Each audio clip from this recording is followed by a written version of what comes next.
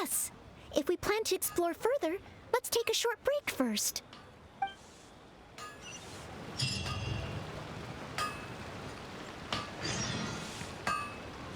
No time to lose. Yep.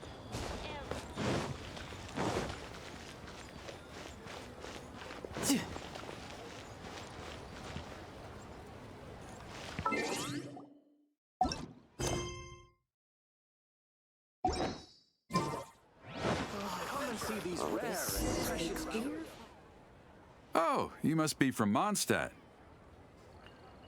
Looking at your outfit, you don't seem to be an ordinary civilian. In which case, surely, you must be an illustrious knight of Favonius. Pardon my directness. My name is Iron Tongue Tian, and I was hoping that you could help me out. Oh, hold on. I'm really sorry. I am not yet an official knight, but just a maid of the Knights of Favonius. Maid? Of the Knights? A maid knight? Oh, now that is genuinely intriguing. Miss, if you're willing to help me out, I have every confidence that you will provide me with infinitely more source material than any other. As you can see, I have been a local storyteller here for a long time, and, well, my audience is starting to tire of hearing the same old stories over and over again. When I saw this young lady show up just now, I was quite awestruck by her, so much so that I was suddenly inspired by the idea of writing a new book. However, inspiration is just the start. I still need some material to work with. Even the most ingenious storytellers don't just... I do occasionally hear anecdotes about the Knights of Favonius doing the rounds here in Liyue, but they're mostly unreliable rumors, with everyone telling a different story. Far better to find an actual knight and see for myself. But I am still not a knight yet. Ah, don't worry about all that. As the saying goes, the story should be inspired by life, but larger than life. As the storyteller, I can change a detail or two here and add some dramatic effect there, you know. Honorary knight, I'm a little conflicted. What should I do? Although I should always lend a hand to anyone in need, it would be dishonest for me to pretend to be a real knight. You understand me. Miss, rest assured that I will not put you in a difficult spot. All I'm asking you to do is to come with me to the countryside and show me some of your blade work. Let me see something new. I'll fill in all the other details, all within... Well, okay then, if it's just providing some initial source material. Oh there. Come and see these rare and precious curios. Have been wreaking havoc in the countryside. Ooh, let's head over there.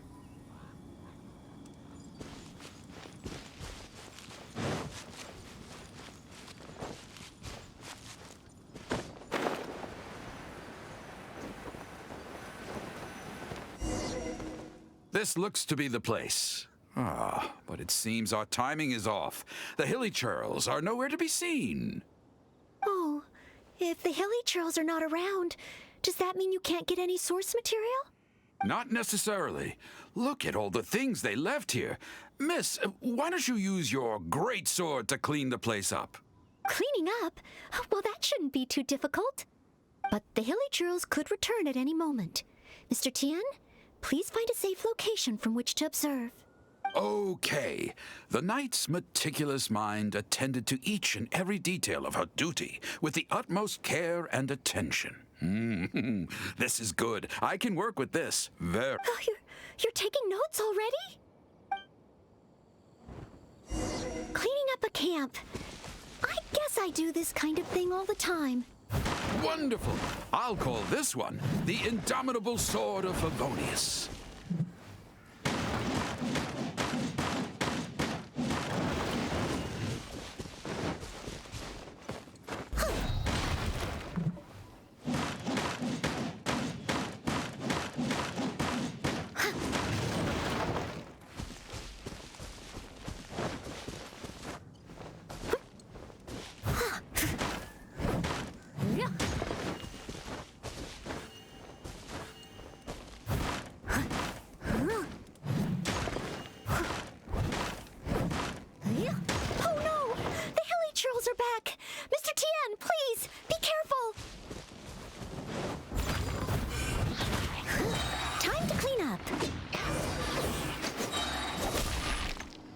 sensational. I will call that one the impregnable shield of chivalry. Yes, it's coming to me now. With the prescience of a prophet, the knight foresaw the precise moment of the Hilichurls' return, and promptly warned the commoners to take cover. Now she stood alone, as she drew her sword and strode forward to confront the enemy. Oh, this is all great material. It's just a pity that the only enemies are these Hilichurls. It needs a... I've got it. Would the two of you be able to give me some kind of mementos? Mementos? That's right, mementos. Though the story is a work of fiction, the more real it feels, the more engaging it will be. Some sort of battle trophy to display before the audience? Would really seal the deal. Okay, so something like a Hilichurl mask or an arrowhead? If it's all the same to you, I was thinking more along the lines of, well, maybe a component from that ruin guard. Yes, you've got it. You really understand where I'm coming from.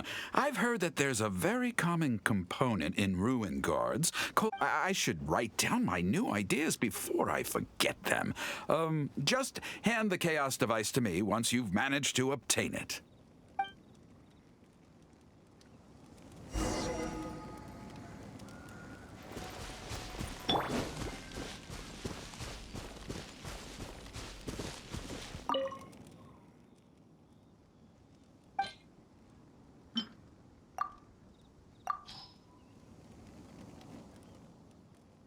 Oh, such mighty power, so battered and bruised. I just need to embellish it a little further and this will be perfect. Embellish it? Even further? Well, as long as I have been able to help you with your creative process. Of course you have. Okay, I know where I'm going with this story now. I need to get back and start writing. Oh, and if the two of you have any free time later, stop by Third Round Knockout and you can hear me tell my new story. Oh, I wonder how Mr. Tian's story will turn out in the end. For some reason, I have a... Why don't we go back to Liyue Harbor and listen for ourselves?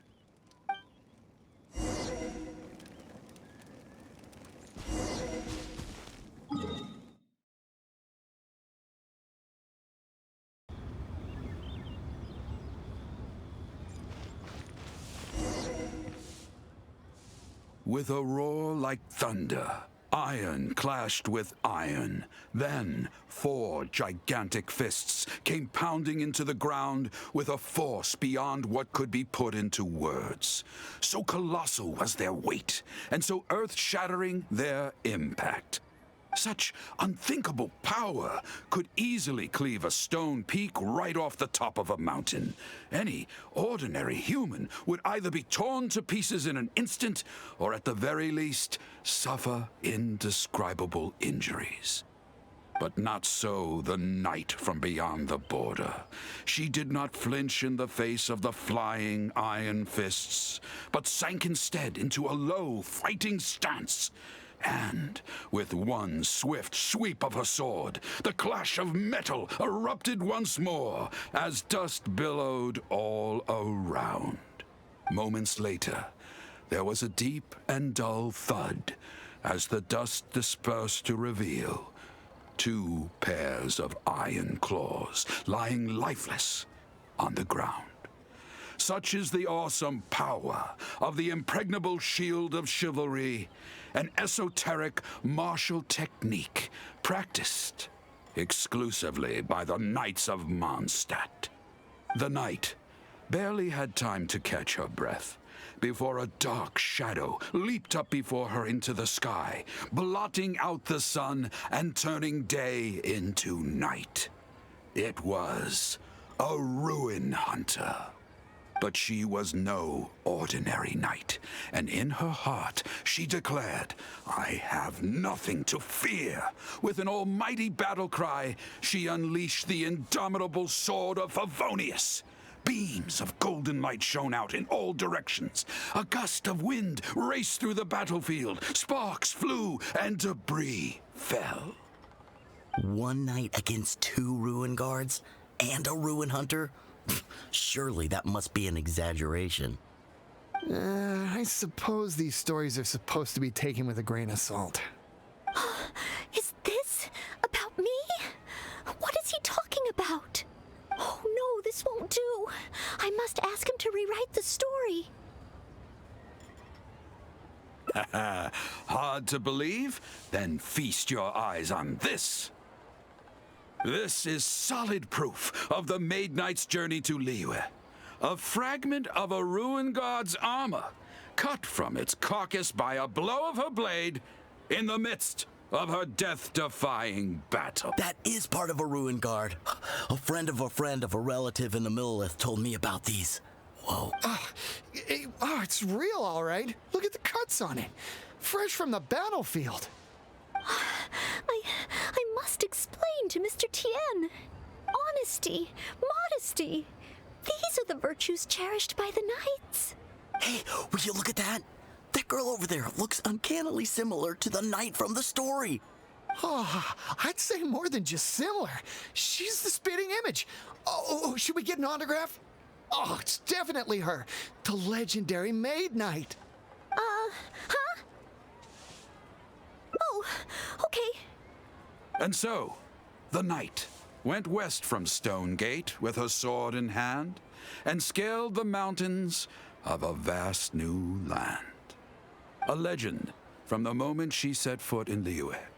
Tales of the adventures of the Maid Knight would be talked about for hundreds of generations. Stay tuned for the next chapter.